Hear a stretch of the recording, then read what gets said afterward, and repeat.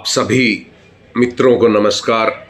मित्रों में आपका साथी रमेश सोनी मंडावरा सवर्णकार चेतना परिवार से आप सभी के सकुशल होने की माँ भवानी से प्रार्थना करता हूँ।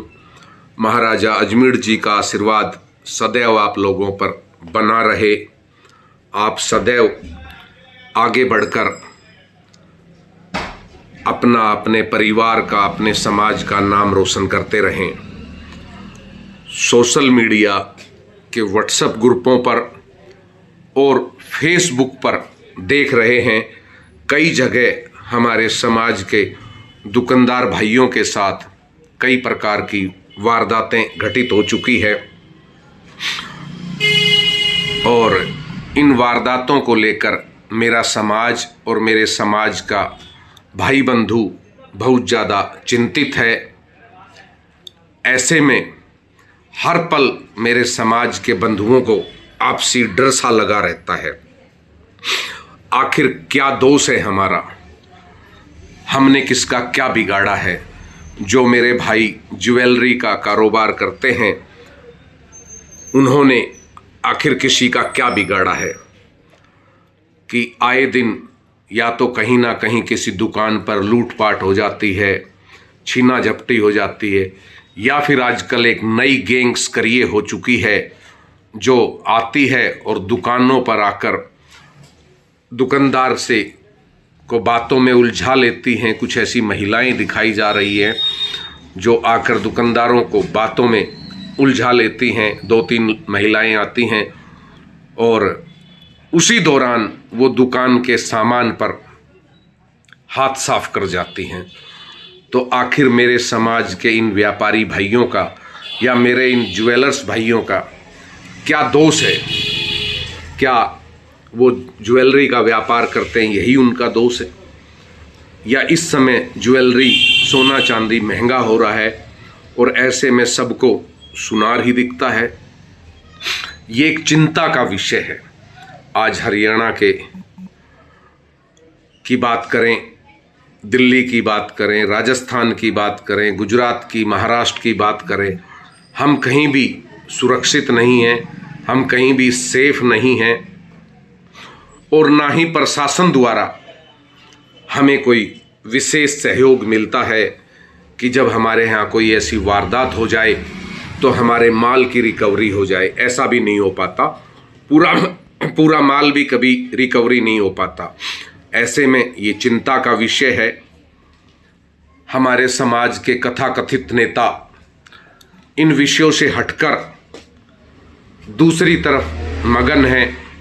उनका समाज के साथ हो रही ऐसी घटनाओं से कोई लेना देना दूर दूर तक नहीं दिखाई दे रहा। इसलिए भी मेरे समाज का व्यापारी वर्ग चिंतित है कि आखिर वो करे तो क्या करे। कारीगर भाई परेशान हैं, मजदूर भाई परेशान हैं, ज्वेलर्स भाई परेशान हैं। इनके सुनने वाला दूर दूर तक कहीं कोई दिखाई नहीं दे रहा। कुछ बड़े व्यापारी, जो बड़े बड़े व्यापारी हैं, बड़ी बड़ी फर्में हैं पूरे देश में, वो लोग मेकिंग चार्ज कम दिखाकर, कम बताकर, एडवर्टाइजमेंट कर ग्राहकों को अपनी तरफ लुभाने में लगे हुए हैं। वहीं हमारा समाज का बंधु, हमारा भाई चिंतित है और वो आशा भरी निगाहों से देख रहा है कि शायद कोई संगठन, कोई समाज आगे आ सके उनके हित की आवाज़ उठाने के लिए, लेकिन दूर दूर तक भी ऐसा कोई दिखाई नहीं दे रहा।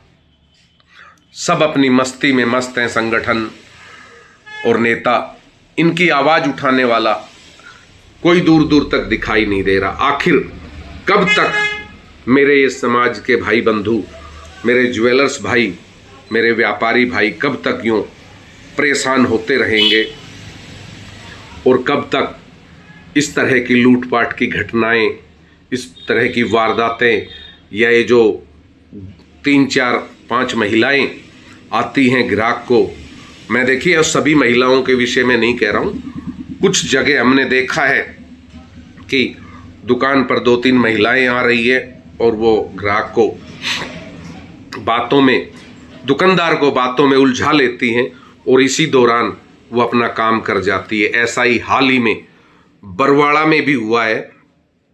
वहाँ भी एक ज्वेलर्स भाई के यहाँ इस तरह की घटना घटित हुई है। तो आखिर कौन सुध लेगा इन भाइयों की? हमारा ज्वेलर्स भाई जो कभी थाने तहसील से जिसका वास्ता नहीं होता, सुबह घर से निकलता है, अपनी दुकान आता है, दुकान आकर दिन भर अपनी दुकान पर मेहनत मजदूरी करता है और शाम को अपने घर चला जाता है। उसका पुलिस से या थानों से, कोर्ट कचहरी से दूर दूर तक का कोई वास्ता नहीं रहता। वह अकेला पड़ जाता है जब उसके साथ ऐसी घटना घटती है। तो उसके स्थानीय शहर के लोग, ज्वेलर्स भाई उसकी सपोर्ट में खड़े हो जाते हैं, तो उसे थोड़ा सा हौसला मिल जाता है। अगर ऐसे में ये प्रदेश स्तर पर बने संगठन या राष्ट्रीय स्तर पर बने संगठन आगे आकर ऐसी घटना जहां घटती है उनके साथ खड़े हों, कदम से कदम मिलाकर, तो उनको और अधिक हौसला मिल सकता है। इसलिए विचार करना होगा इन संगठनों को कि वो इन भाइयों के साथ आएं और आकर इनके साथ खड़े हों, इनकी सपोर्ट में खड़े हों और इनके हित की आवाज़ अब उठानी होगी संगठनों को।